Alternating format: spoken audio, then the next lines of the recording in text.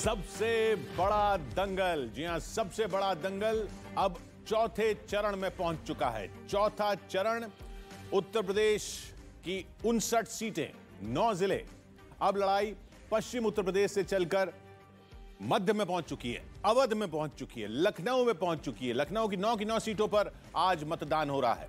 इस सबसे बड़े दंगल में सबसे बड़ी कवरेज न्यूज 18 इंडिया में आज भी दिन भर जारी रहेगी। एक एक सीट से 59 की 59 सीटों से हमारे पास रिपोर्ट्स आएंगी। 59 की 59 सीटों पर हमारे साथी मौजूद हैं, वहां से हमें पल पल की जानकारी देते रहेंगे। कहां पर क्या हो रहा है, कौन से मुद्दे हैं, माहौल क्या है, सुबह कैसी हो रही है, लोग निकल रहे हैं बूथ के लिए, नहीं निकल रहे हैं, निकल रहे हैं तो उनके मन में क्या चल रहा है, सब चीजें सीधा फील्ड से, सीधा हर सीट से न्यूज 18 इंडिया पर आप तक पहुंचेंगी।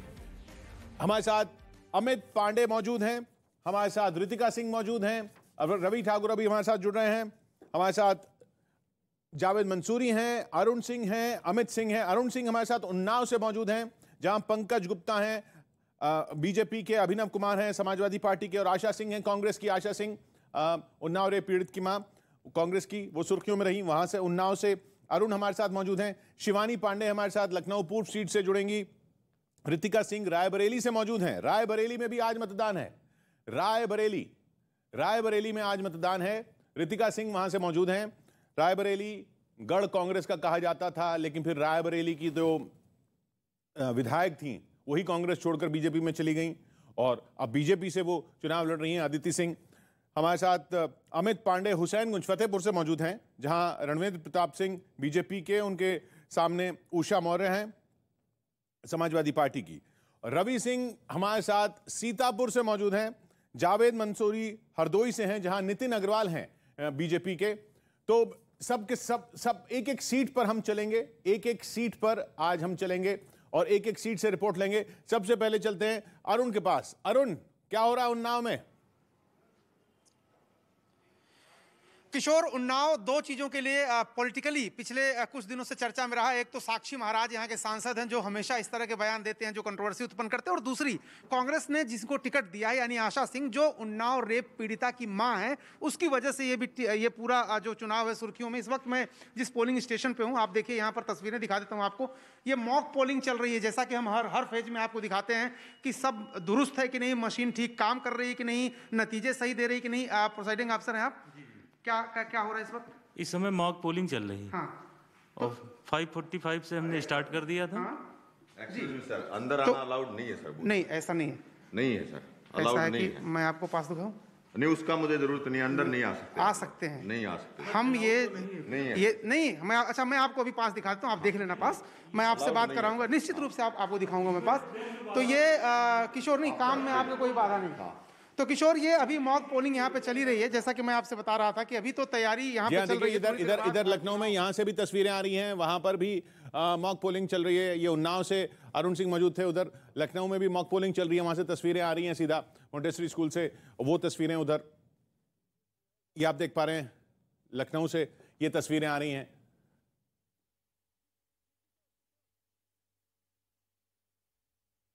रवि ठाकुर हमें बुला रहे हैं। जी रवि।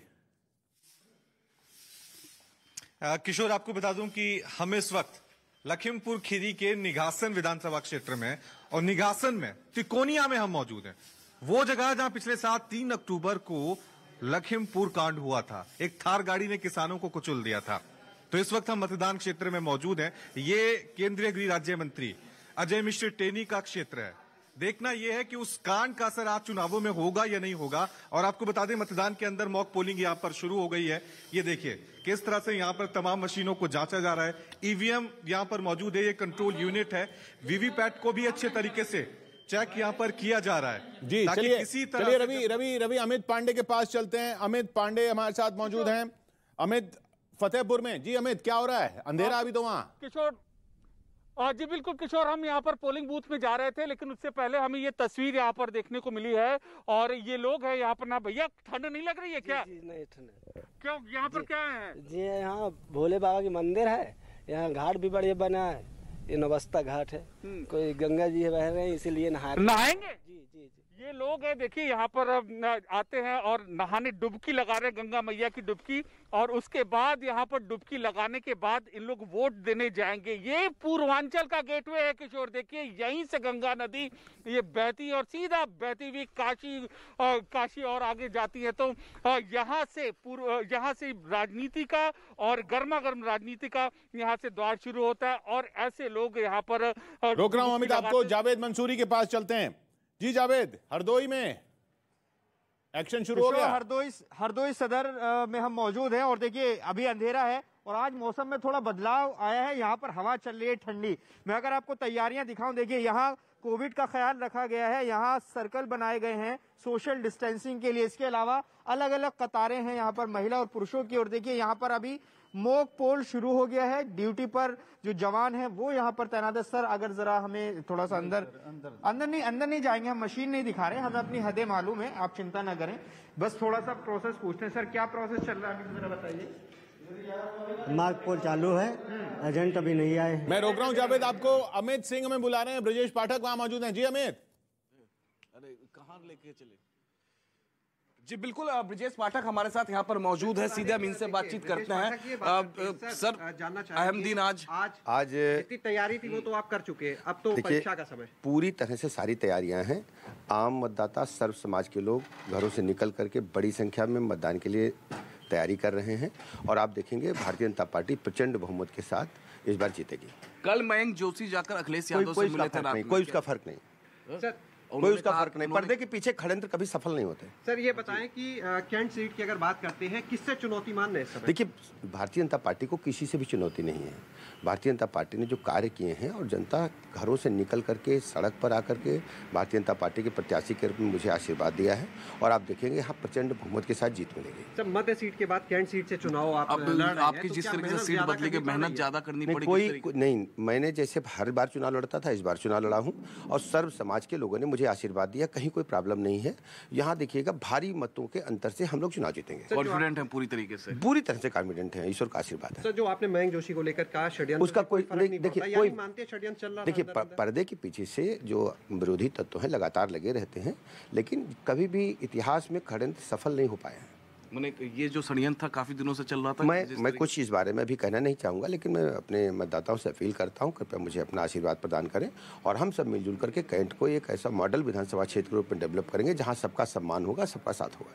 सर 9 सीटों में किशोर, लखनऊ कैंट सीट काफी अहम सीट हो जाता है और बीते कल जिस तरीके से मयंक जोशी ने अखिलेश यादव से जाकर मुलाकात की है उसके बाद अटकलें ज्यादा लगने, लेकिन पूरी तरीके से ब्रजेश पाठक यहाँ पर कॉन्फिडेंट है। किशोर जी चलिए रितिका के पास चलते हैं। रितिका, क्या हो रहा है वहां पर रायबरेली में?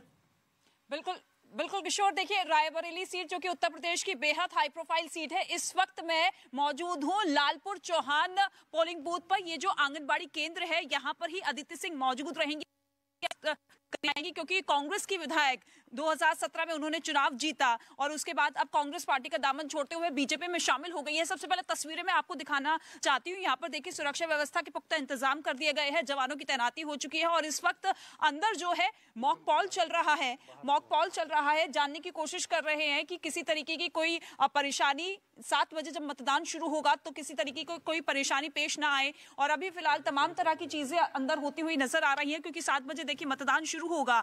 रायबरेली सीट वो सीट है जहां से देश की पहली महिला प्रधानमंत्री इंदिरा गांधी ने लोकसभा की जीत का स्वाद चखा था। लोकसभा में जब वो हारी थी तो इसी सीट से वो हारी थी। उसके बाद आप देखिए किस तरीके से 2004 में सोनिया गांधी ने पहला अपना आम चुनाव यहां से लड़ा था, जीत हासिल की थी और पिछले 18 साल से लगातार गांधी परिवार का यहां पर कब्जा रहा है। ऐसे में रायबरेली सीट जहां पर कांग्रेस पार्टी के लिए अब मुश्किल खड़ी होती हुई इस लिहाज से नजर आ रही है क्योंकि इसी जिले के अंदर 6 विधानसभा सीटें आती है जिस पर बीजेपी के पास 3 सीटें हैं, 2 कांग्रेस पर जीत हासिल कर चुकी थी, लेकिन दोनों ही कांग्रेस के विधायक जो रितिका जो अवध में पहुंची है लड़ाई है, जैसा रितिका बता रही हैं, रायबरेली की सीट। रायबरेली वो इलाका जहां से कांग्रेस लगातार जीतती रही।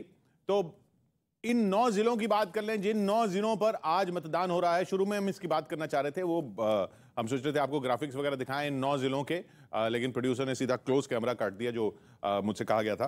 Pilibhit 4 seat, Lakhimpur Kheri 8 seat, Sitapur 9 seat, Hardoi 8 seat, Lucknow 9 seat, Unnao 6 seat, Fatehpur की 6 सीट, बांदा की 4 सीट और रायबरेली की 6 सीटें हैं। कुल मिला के जो आज 59 सीटों पर मतदान हो रहा है, चौथे चरण की 59 सीटों पर मतदान हो रहा है। हरदोई की 8 सीटें इसमें शामिल हैं, लखनऊ की 9 सीटें शामिल हैं। लखनऊ जहां अभी हम अमित के पास भी गए थे, उन्नाव की 6 सीटें हैं, जिसमें उन्नाव की सीट भी है जहां पर अमित सिंह, माफ कीजिएगा, अरुण सिंह मौजूद हैं। फतेहपुर और बांदा बुंदेलखंड का इलाका, बुंदेलखंड के बाकी इलाकों में तो हो चुका मतदान, लेकिन आज बुंदेलखंड के बांदा जिले में मतदान हो रहा है। और लखीमपुर खीरी की 8 सीटें, लखीमपुर खीरी, सीतापुर, ये रोहिलखंड में लखीमपुर खीरी की सीट, जहां पर लखीमपुर खीरी का पूरा इलाका जहां पर आज मतदान हो रहा है, वो इलाका सुर्खियों में रहा था, जैसे आपको याद होगा उस तिकुनिया कांड की वजह से। वहां पर भी आज मतदान हो रहा है, तो वहां चुनौती बीजेपी के लिए। यहां इन 59 सीटों में पिछली बार भी, जैसे हर फेज में हम देख रहे हैं, स्वीप था बीजेपी का इन 59 सीटों में। ये जिलों की बात हुई। पिछली बार के अगर नतीजों की बात करें तो पिछली बार इन 9 जिलों की 59 सीटों में बीजेपी ने एक तरह से पूरी तरह से स्वीप किया था। अब समाजवादी पार्टी उम्मीद कर रही है कि अपना ग्राफ जो है बढ़ाएगी इस इलाके में। बीजेपी के खिलाफ अगर कुछ माहौल है तो उसका फायदा उठाएगी समाजवादी पार्टी। पिछली बार 4 सीटें ली थी, 2 सीटें कांग्रेस ने ली थी। पिछली बार ये दोनों एक साथ लड़ रहे थे। अब रायबरेली में भी कांग्रेस को चुनौती दी जा रही है। रायबरेली से अदिति सिंह मौजूद हैं, रायबरेली में ही रितिका हमारे साथ मौजूद हैं, उनके पास हम अभी गए थे, जिसे हम देखा भी सुबह का माहौल वहां पर। अमित पांडे हमारे साथ फतेहपुर से मौजूद हैं। जी अमित, बताइए। किशोर, देखिए, हम घाट से चलते हुए लगातार हम यहाँ पर आए हैं और सखी बूथ ये है यहाँ। अमित सिग्नल में कुछ दिक्कत आ रही है, एक छोटे से ब्रेक के बाद लौटते हैं। अमित पांडे के पास चलेंगे, छोटा सा ब्रेक ले रहे हैं।